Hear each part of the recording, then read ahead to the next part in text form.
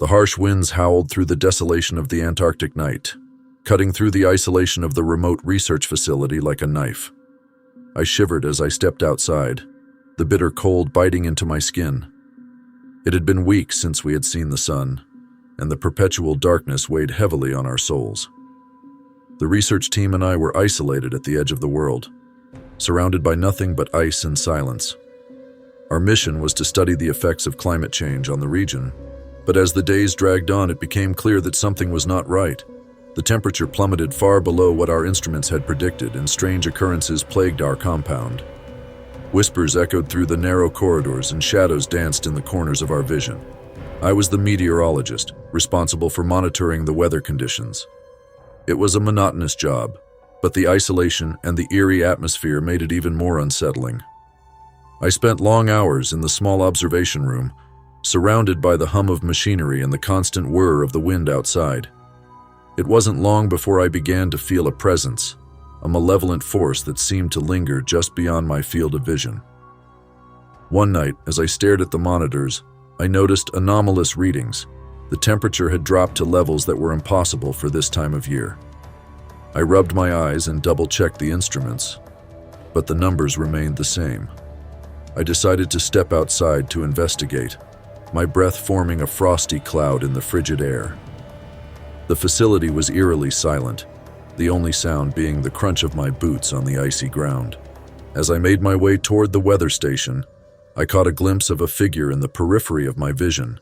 I turned, but there was nothing there. The shadows played tricks on my mind, or so I thought. I reached the weather station and examined the instruments. Everything seemed normal, except for the temperature readings that continued to defy logic. Frustration gnawed at me as I tried to make sense of the data. That's when I heard it, a low, guttural growl that sent shivers down my spine. I spun around, scanning the desolate landscape.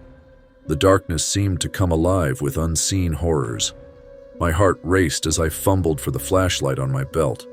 The narrow beam of light revealed nothing but the icy expanse that stretched before me. A sudden gust of wind extinguished my flashlight, plunging me into darkness. Panic set in as I struggled to relight it. In the blackness, I felt a presence closing in, the air thick with an otherworldly cold. I could hear footsteps in the snow, but when I turned, there was no one there. I stumbled backward, my mind racing with fear. The temperature continued to drop, and I could see my breath forming clouds of frost. Desperation gripped me as I fumbled for the radio on my belt, calling out to the rest of the team. Static filled the air, and my pleas went unanswered. With each step, the unseen presence drew closer. I could feel the weight of its malevolence bearing down on me. The wind howled louder, drowning out the sound of my pounding heart. I tripped over something in the snow, a discarded piece of equipment perhaps. As I struggled to my feet, the darkness seemed to solidify into a figure before me. It was a shadowy silhouette, indistinct yet undeniably menacing. The air around me turned frigid, and I felt a bone-chilling breath on the back of my neck. Paralyzed with fear, I could only watch as the shadowy figure reached out with icy fingers, its touch sending shockwaves of terror through my body. In that frozen moment, I glimpsed the faces of my fellow researchers in the shadows. Their eyes were vacant, their bodies contorted in unnatural poses.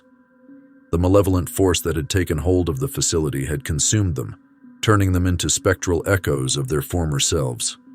I stumbled backward, my mind reeling from the horror before me.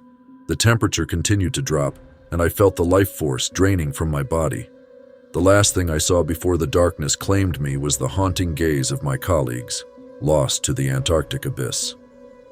When the rescue team arrived weeks later, they found the research facility abandoned, a frozen wasteland haunted by the ghosts of those who had once called it home.